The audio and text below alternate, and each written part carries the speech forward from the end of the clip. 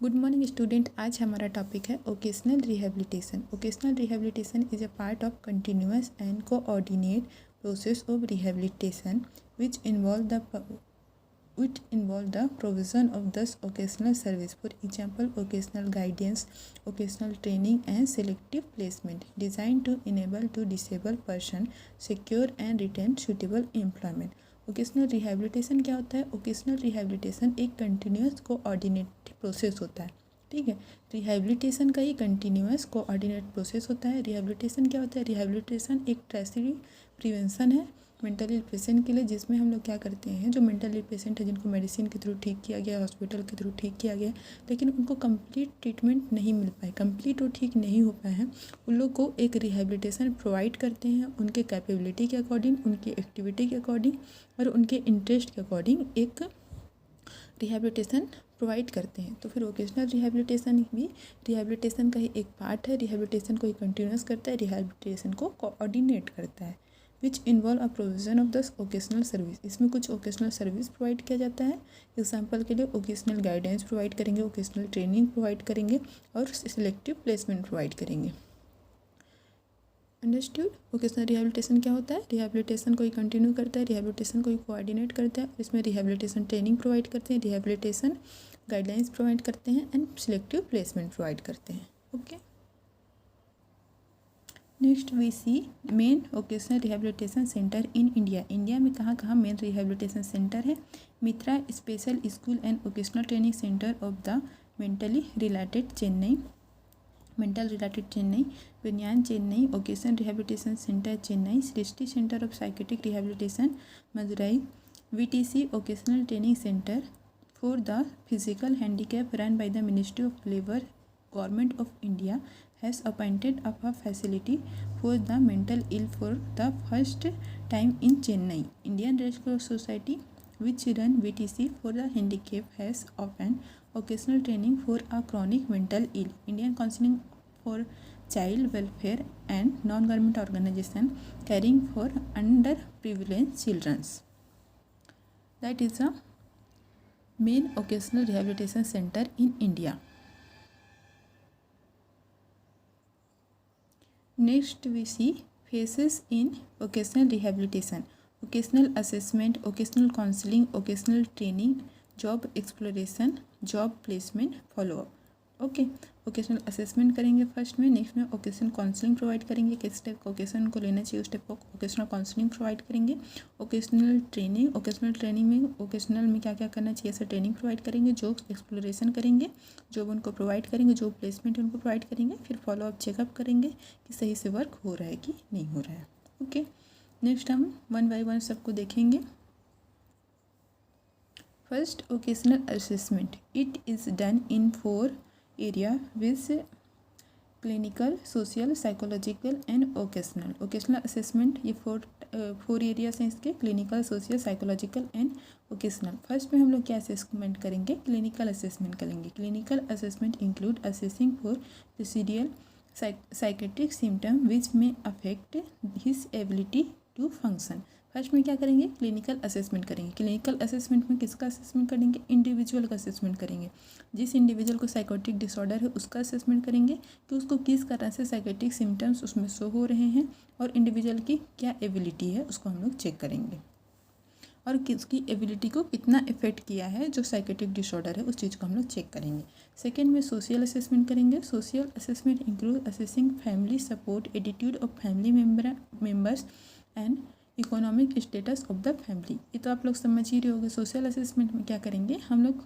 जो पेशेंट के फैमिली है उसका असेसमेंट करेंगे। फैमिली का सपोर्ट कितना है पेशेंट को, पेशेंट के फैमिली का एटीट्यूड कैसा है मेंटल इल पेशेंट के लिए, फैमिली मेम्बर्स का क्या सपोर्ट है मेंटल इल पेशेंट को, एंड उनका जो इनकम स्टेटस कैसा है फैमिली मेम्बर्स का, ये हम लोग चेक करेंगे सेकेंड पॉइंट में सोशल असेसमेंट में।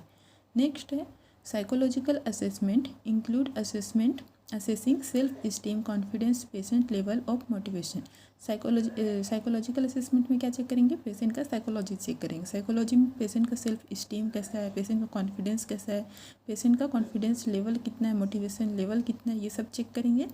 Next, vocational assessment include assessing physical strength, hand coordination, attention, and concentration. Patient को ओकेशनल असेसमेंट करेंगे। ओकेशनल असेसमेंट में पेशेंट का ओकेशनल के प्रति किस टाइप का उसका फिजिकल स्ट्रेंथ है, जैसे कि उस कौन से टाइप का काम कर सकता है, फिजिकल स्ट्रेंथ कितना है, पेशेंट का हैंड कोऑर्डिनेशन, काम को लेके कितना कोऑर्डिनेट कर रहा है, कितना वो अपना अटेंशन दे रहा है, कितना कंसंट्रेशन कर रहा है, ये ओकेशनल असेसमेंट में चेक करेंगे। Understood. Next is occasional counselling. Occasional counselling provide करेंगे पेशेंट को, किस टाइप का ओकेशन लेना चाहिए। This include inform patient and family member regarding the type of training available. Patient और पेशेंट के फैमिली को किस टाइप का ट्रेनिंग अवेलेबल हो सकता है आगे अपनी लाइफ में, उस चीज़ के लिए काउंसलिंग प्रोवाइड करेंगे। Family consent should be taken for rehabilitation training. और जो फैमिली को क्या करेंगे कि जो रिहेबिलिटेशन ट्रेनिंग है उसके बारे में भी एजुकेट करेंगे। अंडरस्टूड। ओकेशनल काउंसलिंग में ओकेशन के बारे में पेशेंट और उसके फैमिली को ओकेशनल से रिलेटेड किस टाइप का ट्रेनिंग लेना चाहिए उसके रिलेटेड उन लोग को काउंसलिंग प्रोवाइड करेंगे।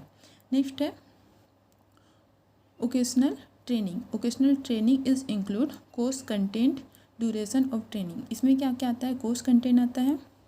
कोर्स कंटेंट किस टाइप का कोर्स रहता है उसको वो प्रोवाइड करेंगे। ओकेशनल ट्रेनिंग में क्या क्या ट्रेनिंग प्रोवाइड कर सकते हैं। Duration of training, duration of training कितना रहेगा ये उनको बताया जाएगा। इसी में नेक्स्ट है आगे ओकेशनल ट्रेनिंग में इंसेंटिव प्रोवाइड करेंगे। इंसेंटिव, पेशेंट को इंसेंटिव प्रोवाइड करेंगे। Assessment of the program, program का असेसमेंट करेंगे। इम्पेयरमेंट स्किल टेस्ट करेंगे एंड सुपरविजन करेंगे। ठीक है। नेक्स्ट है job exploration, finding out various job available in the community. Job exploration में क्या करेंगे कि उन फाइंड आउट करेंगे कि उनके कम्युनिटी में, जैसे कि सभी के कम्युनिटी का अलग अलग इन्वायरमेंट रहता है, सभी के कम्युनिटी अलग अलग होते हैं, तो उनकी कम्युनिटी में फाइंड करेंगे कि कौन सा जॉब उनके लिए अवेलेबल है। ओके। नेक्स्ट है job placement. This include selecting suitable job placement of the patient in the job, checking the facility available and evaluating job performance. Job placement में क्या करेंगे, जॉब प्लेसमेंट करेंगे, एक जॉब उन लोगों को प्रोवाइड करेंगे। ठीक है। और एक इसके अकॉर्डिंग प्रोवाइड करेंगे पेशेंट का सुइटेबल जॉब, पेशेंट उसके लिए सुइटेबल है कि नहीं जॉब के लिए, कौन सा प्लेस में जॉब कर सकता है, ये हम लोग जॉब प्लेसमेंट करेंगे और चेक करेंगे कि किस टाइप का जॉब प्लेसमेंट में कैसा फैसिलिटी अवेलेबल है, उस चीज़ को उनका परफॉर्मेंस को इवेलुएट करेंगे। Okay. Next follow up, it include evaluation of the 4 dimension wise clinical, social, psychological and vocational. जो अभी हम लोग पढ़े हैं clinical, social, psychological and vocational assessment किए हैं, उसी का इसमें हम फॉलोअप करेंगे।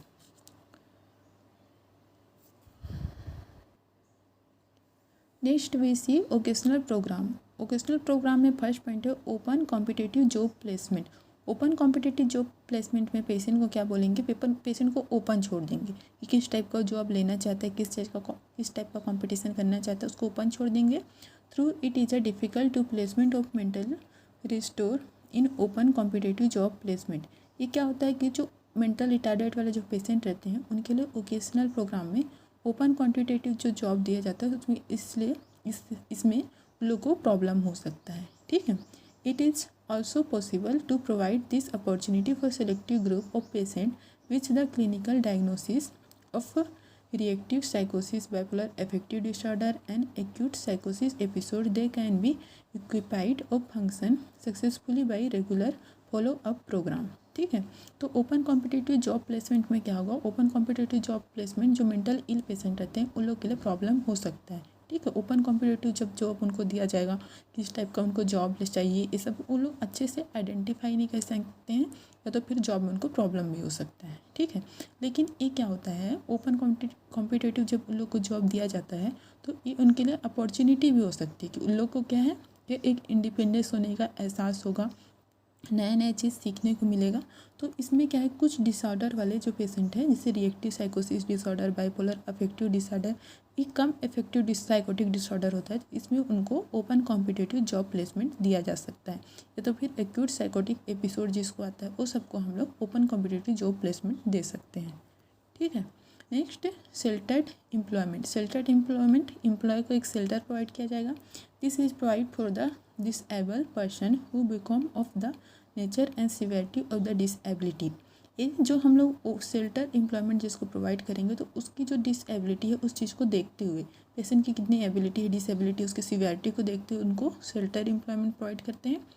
Can not cope with ordinary employment, वो क्या करेंगे, ऑर्डिनरी एम्प्लॉयमेंट को कोप नहीं कर पाएंगे। दिस इज सुइटेबल फॉर दस with the problem of mental retardation, chronic mental illness, for example, schizophrenia, repeated attack of affective disorder in spite of regular medication. तो shelter employment हम लोग प्रोवाइड कर रहे हैं किसी भी पर्सन को जो डिसेबल है, मेंटल रिटार्डेशन वाले जो पेशेंट है, डिसेबल है, उनको हम लोग शेल्टर एम्प्लॉयमेंट प्रोवाइड करेंगे। और शेल्टर एम्प्लॉयमेंट प्रोवाइड करेंगे क्यों करेंगे? क्योंकि वो क्या करेगा, पेशेंट जो नॉर्मल डेली रूटीन होता है, ऑर्डिनरी एम्प्लॉयमेंट का जो रूटीन रहता है उसको फॉलो नहीं कर सकता, इसीलिए उसको शेल्टर एम्प्लॉयमेंट प्रोवाइड करेंगे।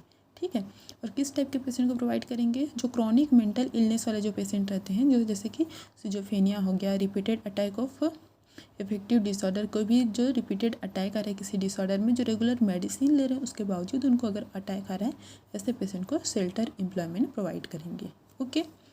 नेक्स्ट है self employment, person who can not cope with the demand of vocational adjustment in open competitive job situation, but who have the capacity to do some work with the help of any family member, may be considered for self-employment scheme, which are usually sponsored by different welfare scheme of nationalized bank and social welfare department।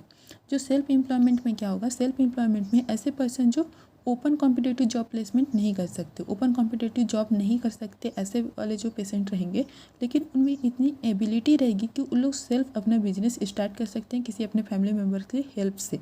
ऐसे patient को हम लोग क्या करेंगे, self employment वाला training provide करेंगे, education provide करेंगे।